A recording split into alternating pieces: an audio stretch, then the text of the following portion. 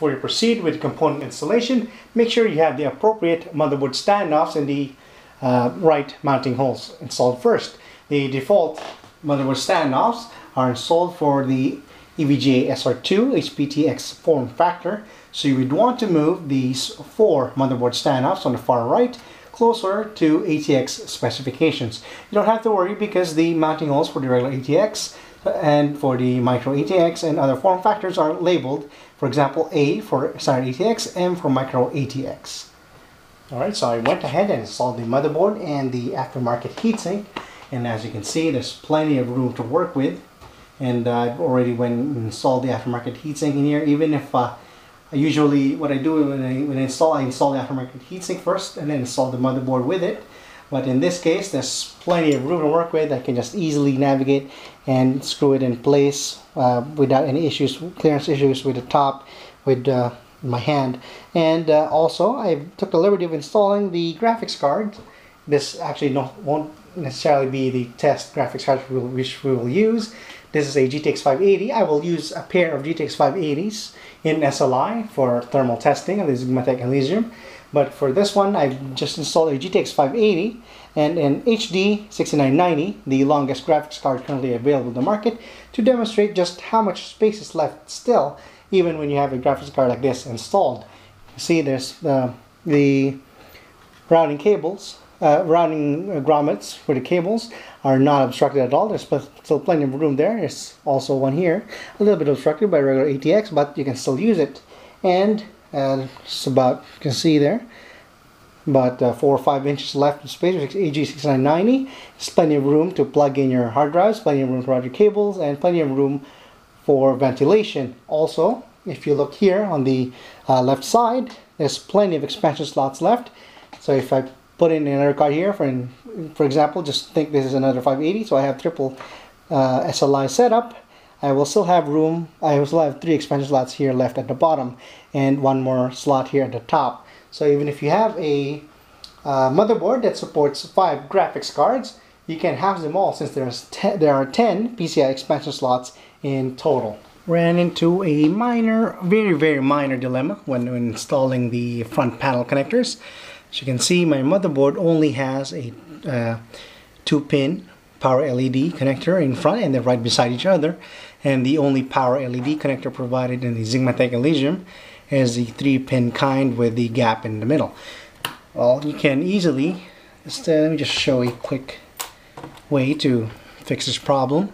Take a pin or any tiny object and just simply move this green one, the the positive part of the cable, and let me show you how it's done. Just simply pull the black part back while you're pulling the cable down. See there? And just simply push that into the middle part. There we go. And now I can plug it into my motherboard. To install a power supply inside the Xigmatek Elysium, you have to decide where you want to install it, at the top or at the bottom. The bottom doesn't have a backplate covering, but the top, if you want to install it there, make sure to remove the backplate covering by unscrewing the 4 screws located at the back. So if you want to place the power supply at the bottom, there's actually little rubber standoffs to hold it in place already, and there's a foam surrounding it to dampen the noise. You just simply take your power supply, and advisably I would put the intake fan. If your power supply has an intake fan underneath, aim it downwards since there's perforations underneath, and allows you to draw a cool air from down there and cool itself instead of drawing hot air from your video cards. And also there's plenty of airs here. I have a non-modular power supply here, so I will simply route these cables on any of these cable routing hairs underneath. And then of course screw it in place first before you proceed with the installation. Install a 3.5-inch drive inside the Xigmatek Elysium. You have to install it inside the built-in hard drive cage. To take out this hard drive cage, you have to first remove 3 of the toolless locks and a thumb screw on each side. So it's a total of 8 locks, and you can slide the hard drive cage out of the Xigmatek Elysium body. And to install a drive inside this cage, you have to take the flat-headed screw and just simply screw a drive into place. You can install up to 4 hard drives inside this hard drive cage, as you can see. Unfortunately, I don't see any installation mounting holes for an SSD drive, so you might need a converter. Depending on where you installed the optical drive, for example, here I've installed it right on top of the 3.5-inch hard drive cages. You might encounter some clearance issues with the stabilizing plastic bar right here in front of the front panel. Now this reinforces the entire front bezel, so you can actually just unscrew them on one on each side and move them to a lower location right here. On first glance, it appears that the lower part of the hard drive docking bay built into the top is obstructing the topmost 5.25-inch drive bay, and this actually is not the case. If you want to install an optical drive into that area, make sure that the cables in the back are out of the way, and you might need to just push these cables right here a little bit further up so that there's enough space for you to push in or push through your optical drive. Might take a little bit of effort, but it does fit. So this is what our fully assembled test system looks like, and if you might have noticed that I've changed the heatsink. Unfortunately, I forgot to factor in that there is a very large side fan, and my original cooler in there, a V6 GT, Cooler Master V6 GT, is 165 millimeters tall, one of the tallest heat sinks available. And I think the only taller heat sink I can think of is a 170 millimeter, one of the old Thermalright heat sinks. And the Noctua NHD14 is 160 millimeters. Unfortunately, with the side fan, the clearance is only 155 millimeters, as stated in the specifications page on Xigmatek's website.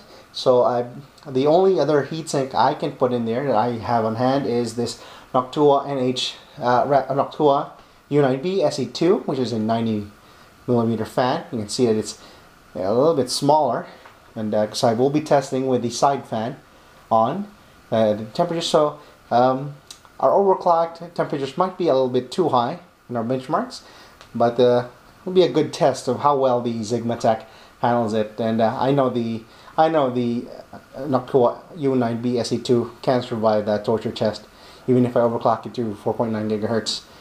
This is an i7-2600K processor I have in there. And couple of notes, I've assembled everything. You can see it's very neat. Everything is well organized. I've even thrown in 3 hard drives in there just to see how it looks like and populated with the all the SATA cables connected in there. And I didn't even bother to route this, but I can route this in the back. This is a non-modular power supply. It's an Antec 750 watt high current gamer, and I've tied the extra cables I didn't use right there in the bottom, but still I could just push them further into the empty hard drive cage. And as for the rest, I've see that it is very neat. There's still plenty of room to work with. The Xigmatek Elysium is ideal as a water cooling setup. So even if you have a water cooling setup, you could even if you have a power supply on the bottom, you can even put a radiator right here in front of it, and you can fit in a full-size triple 140 millimeter radiator on top as well.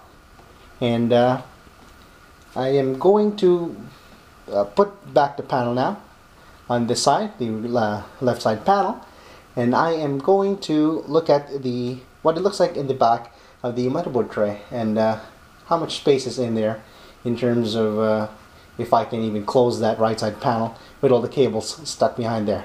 So this is what it looks like on the back of the right side panel, or the back of the motherboard tray. See, we have all our cables routed in there. It looks a little bit messy, but it gets the job done. and the only real concern initially was this 24-pin power connector from the power supply, but there is a 2 cm clearance from the back of the motherboard tray to the right side panel, so that is a non-issue.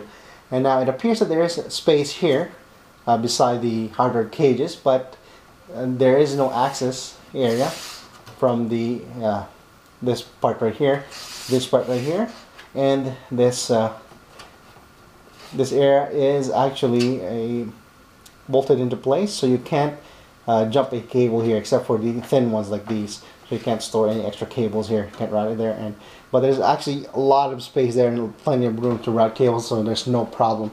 And as you can see, there's lots of nooks and crannies. You can insert your specific cable, even the front panel USB 3.0 connectors connect to the back, which actually connects to the back of your motherboard, and I'll show that later. And for here, this area right here is a little concerned earlier because it is a Molex connector that is extra, and I know if it's just hanging out there, I'll probably have problems closing the side panel, but I just stuck it in there, and it's neat and organized. I mean, on the other side here it doesn't look that neat, but all I need to do is really just keep everything organized on the component side and be able to close this right side panel. And also our front panel audio cable ran through here at the bottom, the special hole there, and your 24-pin power. Rather, the 8-pin EPS 12-volt connector from the power supply is routed here. A little square hole on top, and also another optional hole here at the bottom. So that's very convenient. And let's put in all the side panels, and I'm just going to show what the back panel looks like with the USB 3.0 connectors, and then I'm going to show what the fans look like when they turn on and what it sounds like. Alright, so this is what it looks like on the back of the Xigmatek Elysium. As you can see, we have routed the USB 3.0 cables into these ground-mounted water cooling holes at the top. There's a pair of them, and that's actually very long USB 3.0 cable, even though it is routed to the back, from the front to the back of the motherboard tray, and then routed here again. And I think it would have been better if they had a little bit of a area here to route it in through, maybe to this plate. But this will do because it actually reaches and plugs in without any issues, so that's not a concern. As long as it reaches there and plugs in without any issues, even has enough length for you to route it to the back of the motherboard tray, then that's fine for my book. Alright, so let's plug everything and let's see what the Xigmatek Elysium looks like when it's turned on.